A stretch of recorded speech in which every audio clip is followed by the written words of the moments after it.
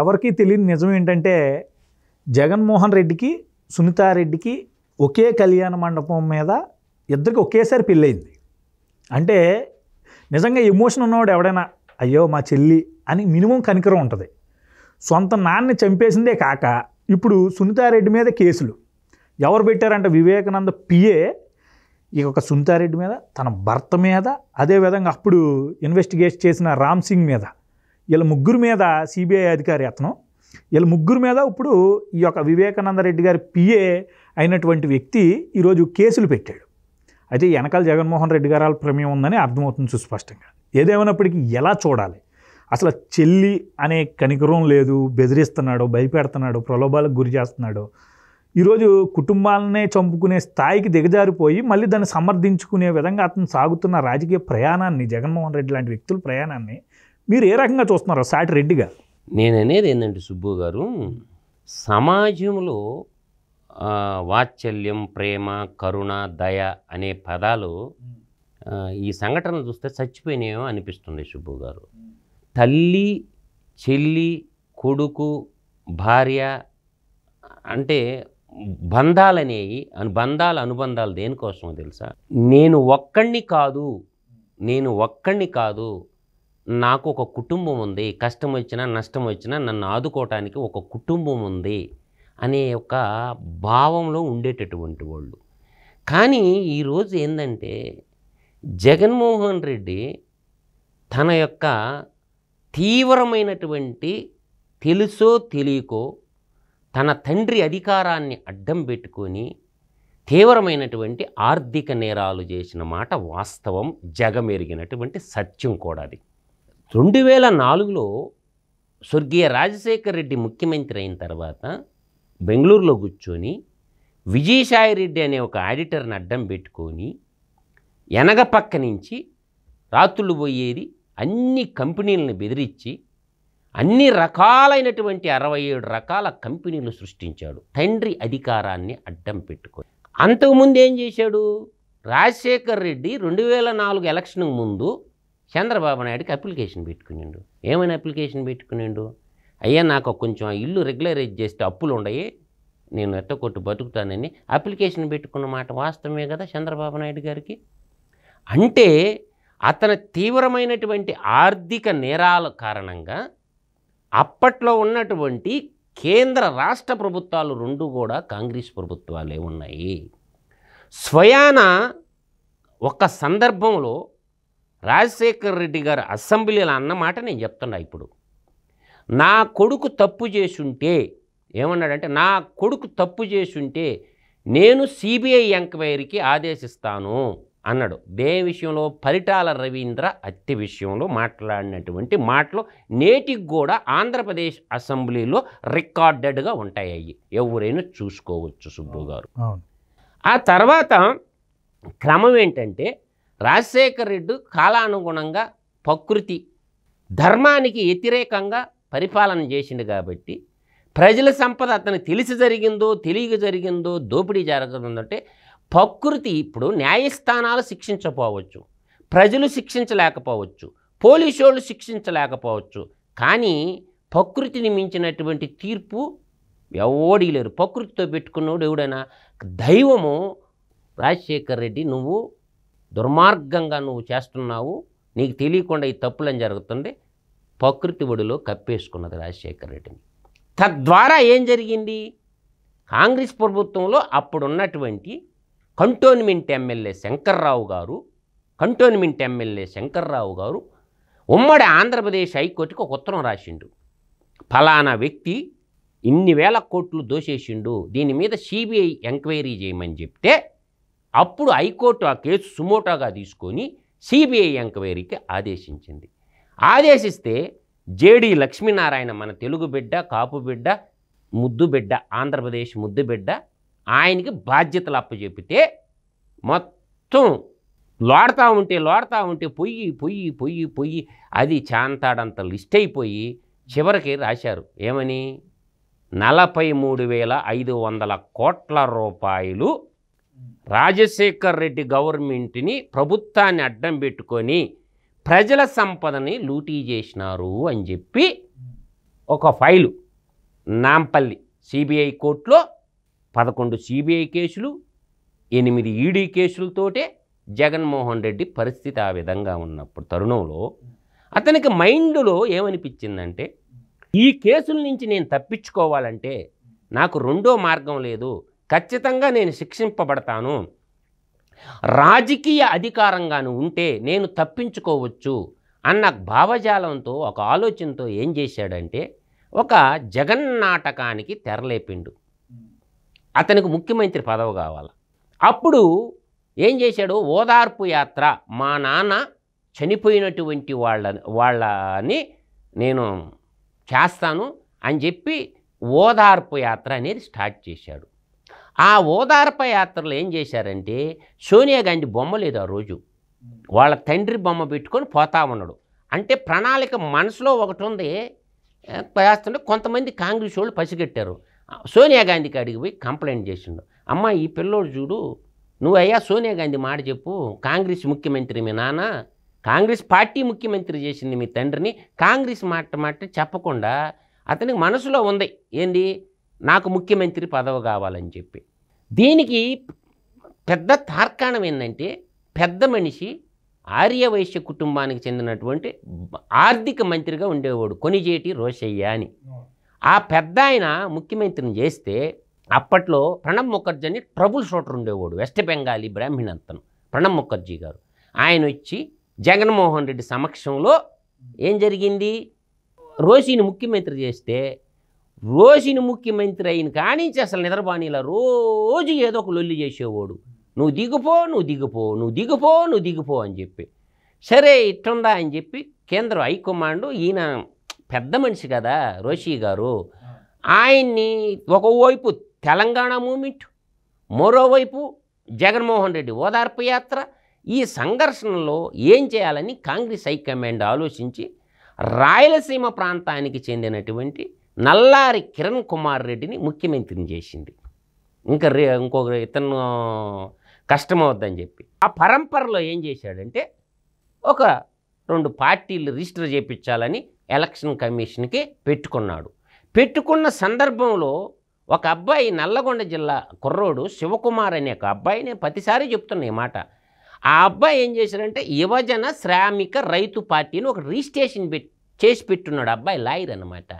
చేసి పెట్టుంటే వీళ్ళకేందంటే రిజిస్ట్రేషన్ కాల వీళ్ళు పెట్టుకున్నాయి వైఎస్ఆర్ పార్టీ, ఇంకోటి రాజన్న రాజ్యం. అంటే ఈ విషయాలు ఎందుకు చెప్తున్నానంటే సునీతమ్మ దాకా తీసుకుపోవాలి కదా, నిజాలు ప్రజలకు తెలియాలి కాబట్టి చెప్తున్నా. అప్పుడు వీళ్ళకి రిజిస్ట్రేషన్ కాకుండా ఉంటే అప్పుడు ఏం చేయాలనుకుంటే ఆడ పదాలు కలిసి వచ్చినాయి, యువజన శ్రామిక రైతు పార్టీ.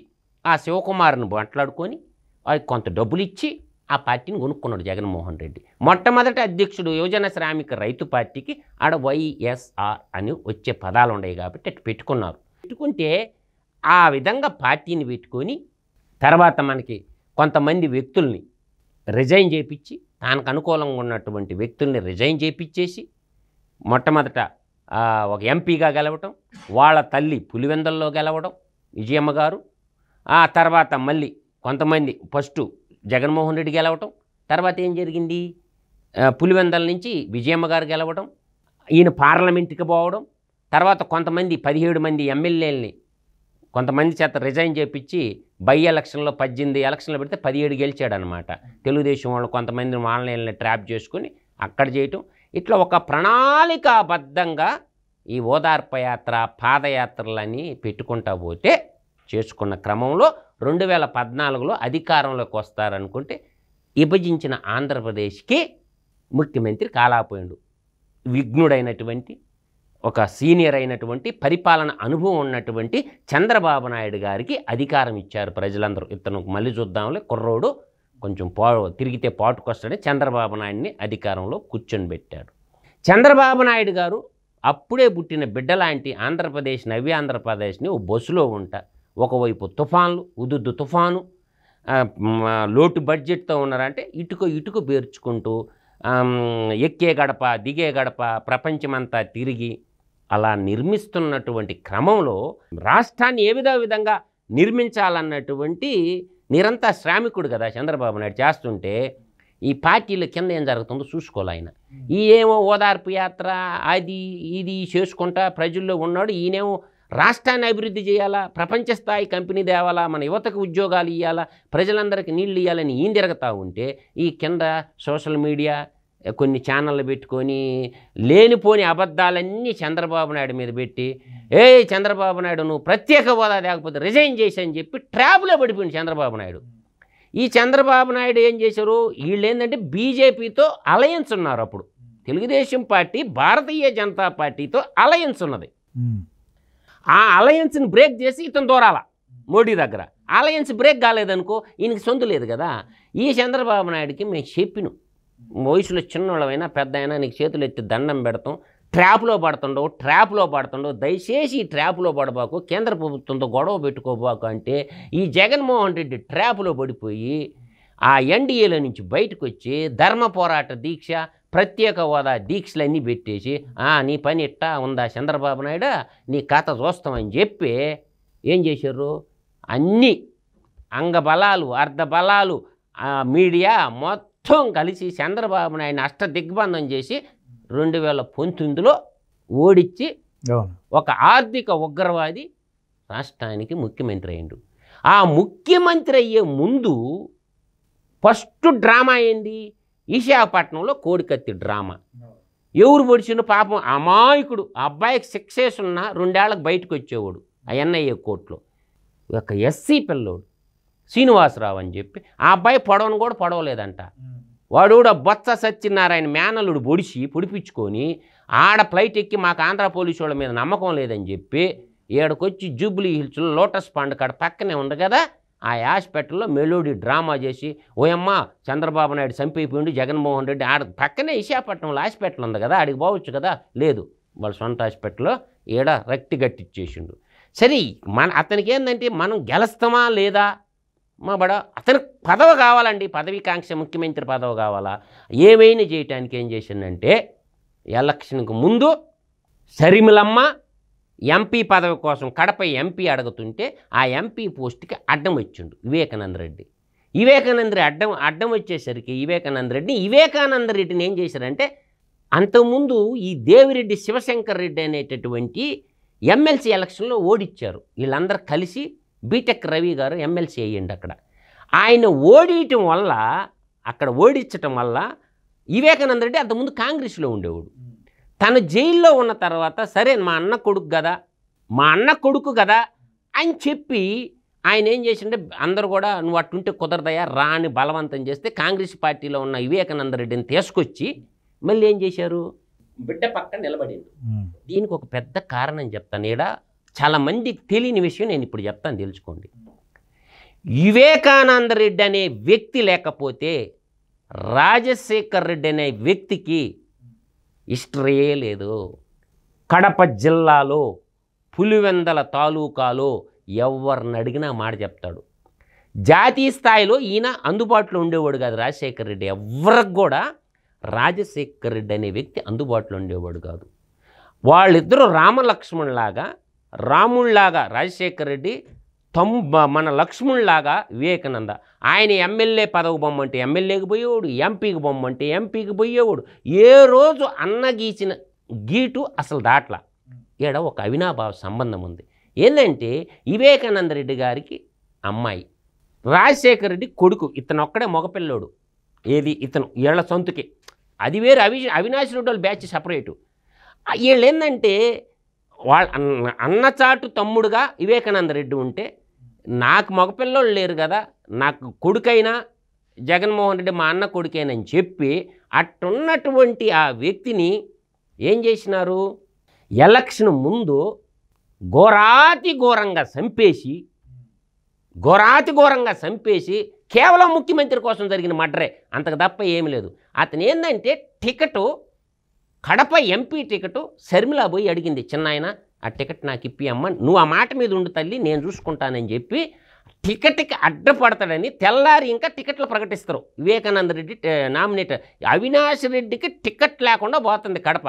షర్మిల కోసము ఆయన బలైపోయిండు. వివేకానంద రెడ్డి బలైపోయింది ఎవరి కోసము, షర్మిల కోసం బలైపోయిండు. ఇది షర్మిల కూడా చెప్పింది, తన నా కోసం మా చిన్నాయన మా పినతండ్రి చచ్చిపోయినాడు, చంపబడ్డాడు అని షర్మిలమ్మ చెప్పింది. ఆ కేసు తెల్లారి సాక్షి పేపర్లో, సాక్షి టీవీలో చంద్రబాబు నాయుడు చేతికి ఇంత పొడు కత్తిచ్చి నారాసుర రక్త చరిత్ర అని టైటిల్ పెట్టించండు. ఎంత దుర్మార్గం చూడండి ఆ సాక్షి మీడియా. గుండెప్పని రాశారు, గుండె నొప్పి లేదు. ముందుకొచ్చి విజయసాయి రెడ్డి చెప్పింది ఆటి దగ్గర చచ్చిపోయిందని చెప్పినోడు విజయసాయి రెడ్డి. ఈ దొంగలందరూ సిబిఐ వాళ్ళు సునీతమ్మ పోయి సిబిఐకి ఎంక్వైరీ పెట్టించుకుంటే ఈ దొంగలందరూ బయటకు వచ్చిండ్రు. ఎవరో తెల్లారుజామున 3 గంటలకు తెలిసిపోయింది మర్డర్ జరిగిపోయిన సంగతి. ఆ తెల్లారుజామునంట దాన్ని లోటస్ పాండ్లోనంట పొలిటికల్ అఫైర్స్ కమిటీ మీటింగ్ అంట. 4 పెద్దోళ్ళు ఎవరెవరు దొరికిపోయిందిగా. కల్లం అజయ్ రెడ్డి ఉన్నాడా, ధనుంజయ రెడ్డి దొరికిపోయిందా. తర్వాత ఎవరున్నాడు, ఆయన పేరు ఏం పేరు, పెద్ద ఆయన తెలుగుదేశం పార్టీలో ఉన్నాడు, ఆయన కాపులు సామాజిక వర్గాన్ని చెప్పిన ఉమ్మారెడ్డి వెంకటేశ్వర్లు, సోమయాజులు. ఎవరు సోమయాజులు, ఉమ్మారెడ్డి వెంకటేశ్వర్లు, ధనుంజయ రెడ్డి, కల్లం అజయ్ రెడ్డి. ఈ 4గురికి మొట్టమొదట ఈ వార్త తెలిసిన మాట బహిర్గతం చేసింది. ఎందుకు, శాటిలైట్ ఉంది కదా. దొంగలు ఇప్పుడు ఈ రోజుల్లో అరిచేతిలో వైకుంఠం ఉంది. అరిచేతిలో వైకుంఠం ఏంటి, మనుషులు అబద్ధం చెప్పొచ్చు కానీ టెక్నాలజీ అబద్ధం చెప్పదు, మిషన్ అబద్ధం చెప్పదు. కాబట్టి ఏ సెల్ ఫోన్ టవర్లో లొకేషన్లో ఉన్నారో, వీళ్ళు ఎక్కడ ఉన్నారో మొత్తం పట్టేస్తుంది అన్నమాట. ఇలా టెక్నాలజీకి ఉన్నటువంటి విలువ. ఇప్పుడు అదేదో సినిమాలో ఆలీ చెప్తారు, అబద్ధం చెప్తుంటే కొడతంటాడు ఆలీని. ఇది బ్రహ్మానందం. ఆలీని కూడా నువ్వు అబద్ధం చెప్తాడంట, నేను టెస్ట్ చేసినాను, నువ్వు నిజం చెప్తాడు అబద్ధం చెప్తాడు అని అంటారు అనమాట. అట్లా మనకి ఏం జరిగిందంటే దొంగలు తేలిపోయారు. ఈ కేసులన్నీ ప్రపంచంలో నేను ఒక హ్యాట్సాప్ చెప్తుండా, కోర్టుకు పోకుండా స్టేషన్కి పోకుండా బెయిల్ ఇచ్చిన ఒక్క ముద్దాయి తెలుసు నీక, ఎవరు తెలుసా, అవినాష్ రెడ్డికి బెయిల్ ఎట్టొచ్చిందా. సిబిఐ కోర్టు వాళ్ళు మా కోర్టుకు వచ్చారు, మేము బెయిల్ ఇచ్చినామని అప్లికేషన్ వేసినాం. ఇంత దుర్మార్గంగా మేనేజ్మెంట్ చేస్తా ఇదంతా అదాని వాడు పరిమిళ నత్వాని ఉన్నాడు కదా ఇతను. అంటే రిలయన్స్ వాళ్ళు అప్పుడు ఏమన్నాడు, మా తండ్రిని చంపింది రిలయన్స్ వాళ్ళు అని చెప్పి షాపులన్నీ పగలగొట్టారు హైదరాబాదులు, మా గ్యాస్ కోసం, గ్యాస్ నిక్షేపాల కోసం అని చెప్పి రిలయన్స్ వాళ్ళు రెడ్ కార్పెట్ పెరిసి ఇచ్చాడా. శర్మిల గారిని చెప్తా, రెడ్ కార్పెట్ పరిమిళ నత్వాని మన అదానీని గుప్పిట్లో పెట్టుకున్నాడు. అదానీ చేతిలో ఉండంటే ఎవరి చేతిలో ఉన్నట్టు, దేశ ప్రధాని మోడీ చేతిలో ఉన్నట్టే. అర్థమవుతుందా. ఈ మాట నేను అంటుండేది కాదు, నితిన్ గడ్కరీ గారు చెప్పారు ఈ మాట. గతంలో భారతీయ జనతా పార్టీ వేరు, ప్రజెంట్ ఎవ్వరిది ఏమి లేదు, మోడీ ఏం చెప్తే జరగద్దే అని చెప్పి నితిన్ గడ్కరీ గారు నాగపూర్లో ఒక సందర్భంలో గతంలో వాజ్పేయి గారు, అద్వానీ గారు ఉన్నప్పుడు భారతీయ జనతా పార్టీ వేరు, ఇప్పుడు ప్రధానమంత్రి మోడీ గారు ఏమి చెప్తే అదే జరగద్ది భారతీయ జనతా పార్టీలో. దానికి పట్టేసుకున్నాడు, ఎవరిని, అదానీని పట్టుకున్నాడు. నీకేం కావాలా అన్నీ ఇస్తా, నన్ను బయటపడేయమని చెప్పి అదానీ కాళ్ళ మీద పడిపోయిండు. ఎందుకు, ఈయన బిజినెస్ మ్యాన్ కదా. అప్పుడు దాంట్లో ఫలితంగా కృష్ణపట్నం పోర్ట్ గోవింద తెలుగు ప్రజలందరూ ఆస్తి. తర్వాత మనకేంటి, కాకినాడ గంగపట్నం పోర్టు గోవింద. తర్వాత స్టీల్ ప్లాంట్ కాదు, ఇంకో రాసింది చెప్తా ఇను సుబ్బు గారు, మా చాలామందికి తెలియదు, తెలుసుకోరు మీరంతా. బొగ్గు ఇంపోర్ట్ చేసిన బొగ్గు ఇలా మనోడు కొనేది కాదు, నేను చెప్పారు కదా, బొగ్గు దాదాపు 1,00,000 కోట్లు అప్పు ఉంది. ఇప్పుడు రేవంత్ రెడ్డి ముఖ్యమంత్రి అయిన తర్వాత మనకి తెలిసింది కదా, ఏది ఈ బొగ్గు తెలంగాణ ఎలక్ట్రిసిటీ బోర్డు 81,215 కోట్లు ఉందని, ఇలా 1,00,000 కోట్లు దాటిపోయింది. ఎందుకు దాటిపోయింది 1,00,000 కోట్లు, ఎందుకు దాటిపోయిందో కూడా నేను చెప్తాను. అదానీ కాడ బొగ్గు కొనడు. ఎంత బొగ్గు టన్ను, తెలంగాణ గవర్నమెంట్ కొంటే ఒక 4 రూపాయలు 5 రూపాయలు తక్కువగా ట్రాన్స్పోర్ట్ ఛార్జీలతో కూడా కలుపుకొని 5,000 రూపాయల టన్ను. కానీ జగన్మోహన్ రెడ్డి అదానీ బొగ్గు కొనింది ఎంతకి, 19,600 రూపాయలకి. ఎన్ని వేల కోట్లు దొబ్బేశారు చూడండి. ప్రజలకు పప్పులు బెల్లాల పథకాలు ఇచ్చి, సంక్షేమ పథకాలు ముసుగు, డీబీటీ పథకాలు ముసుగు తగిలిచ్చేసి నాకేసిర్రు ఆంధ్రప్రదేశ్ని. అట్టా ఇట్టా నాకల కృష్ణపట్నం పోర్టు కానీ, గంగవరం పట్నం పోర్టు కానీ ఈ విధంగా నాకేసిండు అదని. అట్లాంటి సందర్భంలో ఈ సునీతమ్మ కేసు ఏదైతే ఉందో హత్య కేసు ఒక వీర నారిలాగా, ఒక రాణి రుద్రమలాగా, ఒక ఝాన్సీ లక్ష్మీబాయిలాగా మా తండ్రిని చంపింది ఎవరో నాకు చెప్పండి అని చెప్పి అసలు పాయింట్లోకి ఇప్పుడు వచ్చిన నేను సుప్రీంకోర్టు దాకా ఎక్కే గడప దిగే గడప దిగతా ఉంటే వీళ్ళందరి మెడకు ఉచ్చు బిగుచుకుంటా ఉంది. మనం చూసినాం అవినాష్ రెడ్డి డ్రామా. అవున సజ్జల రామకృష్ణారెడ్డి పోయి బెదిరించిండు సునీతమ్మని, మీరు చాలా ఇబ్బందులు పడతారు ఈ కేసు కానీ రాజీ చేసుకోకపోతే అని చెప్పి బెదిరించాడు. ఒకే కళ్యాణ మండపంలో అన్నాజల్లులు ఇద్దరు పెళ్ళి ఒకే మండపంలో జరిగిందన్నమాట. ఇద్దరికి, జగన్మోహన్ రెడ్డికి సునీతమ్మకి. ఆయన సొంత మేనమామ. ఎవరు? నర్రెడ్డి రాజశేఖర రెడ్డి సొంత మేనమామ. దుర్మార్గన్న కన్న తండ్రిని చంపేసిన నువ్వు కనుక్కోమంటే ఒక అన్నగా నీకు బాధ్యత. 5 ఏళ్ల నుంచి నువ్వు ప్రభుత్వంలో ఉంటే నీ పినతండ్రిని ఎవరు చంపారని పట్టుకోవాల్సిన బాధ్యత నీకుందా లేదా? 4 సంవత్సరాల 8 నెలలు అయింది. నువ్వు ఎంక్వైరీ చేయించి నువ్వు పట్టుకోవచ్చుగా మీ చిన్నాయన చంపిన వాళ్ళని.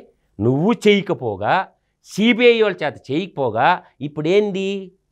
పిఏని ట్రాప్ చేశారు. ఎవరిని? కృష్ణారెడ్డిని ట్రాప్ చేశారు. ఒరే నువ్వు పోయి కేసు పెట్టరా, మేము చూసుకుంటాం అని చెప్పారు. జడ్జీలు ఎవరి చేతిలో ఉంటారు? పొన్నవాళ్ళు సుధాకర్ రెడ్డి ఉండదు కదా, అడిషనల్ అడ్వకేట్ జనరల్, ఈయన మ్యానిపులేటెడ్. రిజిస్ట్రార్ ఉంటుంది కదా హైకోర్టులు, జడ్జీలందరూ కూడా పొన్నవాళ్ళ సుధాకర్ రెడ్డి మ్యానిపులేట్ చేస్తారు. ఆంధ్రప్రదేశ్లో సబ్ కోర్టులో ఉండే జడ్జీలని, డిస్టిక్ కోర్టు జడ్జీలని అందరినీ మేనేజ్ చేసేవాడు పొన్నవాళ్ళ సుధాకర్ రెడ్డి. నువ్వు పోయి పోలీస్ స్టేషన్లో కేసు పెట్టు, మేము కోర్టుకు పోతాం, జడ్జి చేత కేసు రిజిస్టర్ చేపిస్తాం. సిబిఐ ఆఫీసర్ మీదనే కేసు పెట్టారు, రామ్ సింగ్ మీదనే. ఇంకా చెల్లి ఏముంది? సొంత చెల్లెల్ని పెట్టారు, బావని పెట్టారు. ఇంకా అరెస్ట్ చేసి లోపలేసి 4 పీకాలా, భయపెట్టాలా, మన దారిలోకి తెచ్చుకోవాలా. వాడు దాని పేరు ఏం పేరు, అతను దస్తగిరి ఉన్నాడు కదా, మర్డర్లో పాల్గొన్న దస్తగిరి, వాడు మనకి మారిపోయి వాడు ఉన్న నిజాలన్నీ కక్కేసి చెప్పేశాడు. ఇది అతనికి బెయిల్ ఇచ్చింది కోర్టు. జడ్జి ముందు స్టేట్మెంట్ ఇచ్చాడు. స్టేట్మెంట్ ఇచ్చి అయ్యా మేము ఇట్లా దుర్మార్గంగా చంపినాం, ఆ చంపినలో పాత్రదారుని అని చెప్పి దస్తగిరి చెప్పిండా లేదా? అప్రూవర్గా మారాడా లేదా? అతనికి అప్రూవర్గా మారింది కాబట్టి అతనికి బెయిల్ వచ్చింది, మిగతా వాళ్ళకి బెయిల్ రాలా. ఇప్పుడు నేను దీన్ని కోడ్ చేస్తే ఒకటి చెప్తా. ఇప్పుడు అప్రూవర్గా మారిన ఇంకొక వ్యక్తి గురించి తెలుసుకోవాలి మనకి. ఢిల్లీ లిక్కర్ కేసులో విజయసాయి రెడ్డి అల్లుడు అప్రూవర్గా మారిండుగా. అప్రూవర్గా మారితేనే కదా బెయిల్ వచ్చింది అమోఘోనికి కూడా. ఢిల్లీ లిక్కర్స్ కేసులో జైల్లో ఉంటే ఎన్ని ప్రయత్నాలు చేసినా బెయిల్ రాకుండా ఉంటే ఇతనేం చేసిండు? అప్రూవర్గా మారితే అప్పుడు బెయిల్ వచ్చింది. మేము అప్రూవర్గా మారటం అంటేనే తప్పు చేసినట్టు ఒప్పుకున్నట్టు. అతన్ని ఏం చేశాడు జగన్మోహన్ రెడ్డి? తిరుమల తిరుపతి దేవస్థానం బోర్డు మెంబర్ చేశాడు. తెలుసా మీకు? తిరుమల తిరుపతి ఒక లిక్కర్ స్కామ్లో ఉన్న విజయసాయి రెడ్డి అల్లుణ్ణి తిరుమల తిరుపతి దేవస్థానం యొక్క బోర్డు మెంబర్గా చేసిండు. ఒక ఆర్థిక ఉగ్రవాది ఒక రాష్ట్రానికి ముఖ్యమంత్రి అయితే ఏ విధంగా ఉంటుందో అతనికి చెల్లి లేదు, తల్లి లేదు, ఎవరు లేదు. అతని స్వార్థం తప్ప అతని వ్యక్తిగత. ఇప్పుడు ఈ మనిషి అన్న పుట్టినవాడు గిట్టక మానడు. ఎన్ని రోజులు బతుకుతాం భూమి మీద? ఈరోజు నువ్వు బతికేది భయంగా 4 గోడల మధ్య ఒంటరి బతుకుతూ ఎక్కడికి పోయినా పరదాలు కట్టుకుంటూ చెట్లు నరికేస్తూ ప్రజల్ని మాయలో పెట్టేసి ప్రజలకి మాయ చుట్టేశాడు. నేను అంటే ఈయనేదో సొంత డబ్బులు ఆస్తులు అమ్మేసి ప్రజలకు పంచుతున్నట్టు ప్రజలందరూ పన్నుల రూపంలో కట్టినటువంటి డబ్బుని ప్రజలకే పంచుతూ రాష్ట్రాన్ని అప్పులు కుప్పగా మిగిల్చేసి ఈరోజు సొంత చెల్లిని కూడా సుబ్బు గారు కటకటాలు పాలు చేయాలన్నటువంటి ఒక కర్కోటకుడు. ఇటువంటి అన్న ఏ చెల్లికి ఉండకూడదు. ఇప్పుడు చెల్లి కష్టం వచ్చిందంటే అన్న ఏం చేస్తాడో తెలుసా? తన ప్రాణాన్ని కూడా చెల్లి ప్రాణాల కోసం అడ్డేసేవాడు అన్న. చెల్లి 5వ తనం కాపాడటం కోసం తన యావదాస్తిని కూడా దానం ఇచ్చినటువంటి మహోన్నతులైనటువంటి అన్నలు ఎంతమందో ఉన్నారు మనకి చరిత్ర పుటల్లో చూస్తే. చెల్లి కోసము తండ్రి లేకపోతే అన్న ఉండాలా, తండ్రి లేకపోతే అండగా అన్న ఉంటాడు. అందుకని మన రాఖీ పౌర్ణమి వస్తుంది కదా. ఇవాళ చెల్లెల చేత రాఖీ కట్టించుకోవాల్సి ఉన్నటువంటి ఇద్దరు చెల్లుల్ని ఈరోజు రాజశేఖర రెడ్డి కుటుంబం లేదండి. ఇప్పుడు ఉండేది వాళ్ళ కుటుంబం అండి. దత్తత వెళ్ళిపోయిండు. ఇది అవినాష్ రెడ్డి వాళ్ళ కుటుంబానికి దత్తత స్వీకారం చేసేసుకున్నది భారతీ మేడం గారు. ఇది రాజశేఖర రెడ్డి కుటుంబం వేరు, రాజశేఖర రెడ్డి కుటుంబం ఇంకా మిగిలిండేది షర్మిల ఉంది. షర్మిల, విజయమ్మ గారు ఉన్నారు. ఇప్పుడు జగన్మోహన్ రెడ్డి గారు దత్తత వెళ్ళిపోయింది వాళ్ళ ఇంటికి, దత్త స్వీకారం చేసేసుకున్నారు. అంటే వాళ్ళ తాత వెంకటరెడ్డి గారికి ఇద్దరు భార్యలు కాబట్టి ఈ రాజశేఖర రెడ్డి సంతు, వివేకానంద రెడ్డి సంతు వీళ్ళు వేరు. అటు అవినాష్ రెడ్డి వాళ్ళు నలుగురు నాన్నోళ్ళుగా అన్నదమ్ములు కాబట్టి వాళ్ళ మగపిల్లలు ఎక్కువ ఉన్నారు కాబట్టి ఇంకా నేను ఒంటరిగా ఉండేదానికంటే అటు వెళ్ళిపోతే బాగుండని అటు వెళ్ళిపోయింది అనమాట. ఇప్పుడు సునీతమ్మ వాళ్ళ ఫ్యామిలీకి ఆ ఫ్యామిలీ రెండు డివైడ్ అయిపోయినాయి. కానీ సునీతమ్మ గారి యొక్క సీతాదేవి ఎన్ని కష్టాలు పడిందో, రామాయణ ఇతిహాసంలో మహాసాధ్యమైనటువంటి మన సీతమ్మ తల్లి ఎన్ని కష్టాలు పడిందో, మన సునీతమ్మ కూడా అన్నీ కష్టాలు పడింది. నేను మొన్న అపోలో హాస్పిటల్ పోయినా, మా మిస్సెస్కి బాగలేకపోతే థైరాయిడ్ ప్రాబ్లం ఉంటే తీసుకుపోతే అపోలో హాస్పిటల్లో ఆమె పక్కనే ఛాంబరు సునీతమ్మ గారిదే. అవును, మా మిస్సెస్ అన్నది ఒకసారి నేను కూడా సునీతమ్మకు మాట్లాడి థ్యాంక్స్ చెప్తానండి. వద్దులే, ఆమె ఎక్కడో ఢిల్లీలో చుట్టూ తిరుగుతుంది, పక్కనే అపోలో హాస్పిటల్లో పని. కంటే కూతురునే కనాలా అన్న సామెత ఉంది కదా, కంటే కూతురునే కనాలని, దానికి ఎగ్జాంపుల్ సునీతమ్మ. కాబట్టి సుబ్బు గారు సత్యమేవ జయతే అన్నారు. కానీ జగన్మోహన్ రెడ్డి అనే వ్యక్తి ఎన్ని ఎత్తులు పై ఎత్తులు వేసుకున్నా ఇది ప్రజాస్వామ్యము, ప్రజలందరికీ అన్ని విషయాలు తెలుసు. ఫైనల్గా నేను చెప్పేది ఒకటే, అమ్మ అక్క సునీతక్క నీకు ఒక్కటే చెప్తున్నాను, నువ్వు ఎన్ని న్యాయ దేవతలకు మొక్కినా కేంద్రంలో ఉండే పెద్దలు నీకు న్యాయం చేయరు.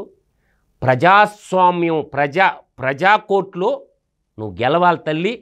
ఖచ్చితంగా ఒక ఇండిపెండెంట్ అభివృద్ధిగా రేపు కడప పార్లమెంటుకి పోటీ చేయమ్మా. నువ్వు ఆడబిడ్డలందరూ నిన్ను దీవిస్తారు. సునీతమ్మకి నేను చెప్పగలిగేది ఒకటి, ఒక అక్కగా, ఒక తమ్ముడు అనుకో, నువ్వు నాకు చెల్లెలు అనుకో, ఏదన్నా అనుకోమను. నాకు 46 సంవత్సరాల వయసు కాబట్టి సునీతమ్మ, ప్రజాక్షేత్రంలోకి నువ్వు ఈ న్యాయస్థానాలని నమ్ముకునేదానికంటే ప్రజాక్షేత్రంలో నీకు జరిగిన అన్యాయానికి కడప పార్లమెంటు మీద ప్రజలు, మీ కడప ప్రజల్ని ఆడబడుచులనే నువ్వు తీర్పు అడుగు. నా తండ్రి చేసిన నేరం ఏంటి కాబట్టి నన్ను దీవించండి అని చెప్పి కడప పార్లమెంటు మీద ఇండిపెండెంట్గా పోటీ చేయమ్మా. కడప ఆడబిడ్డలందరూ నీకు ఓటేసి నేను పార్లమెంటుకి పోతావు. రాజకీయంగా మీ అన్నను నువ్వు కానీ సమాధి కానీ చేయకపోతే నీకు న్యాయం జరగదు, నీ తండ్రి అంతకులకి శిక్షలు పడవు. కాబట్టి నువ్వు ఒకటైపోయింది, న్యాయస్థానంలో పోరాడుతుండవు. కాబట్టి చిట్ట చివరగా నేను చెప్పేటటువంటి ఒక శ్రేయాభిలాషగా చెప్తున్నాను, నీ కడప ప్రజల్నే, మీ తండ్రి ఏదైతే సేవ చేసిండో ఆ కడప ప్రజల్నే ప్రజా తీర్పు కోరికి రాజకీయంగా మీ అన్నను కానీ పతనం చేయకపోతే నీకు న్యాయం జరగదనేది నా భావన సుబ్బు.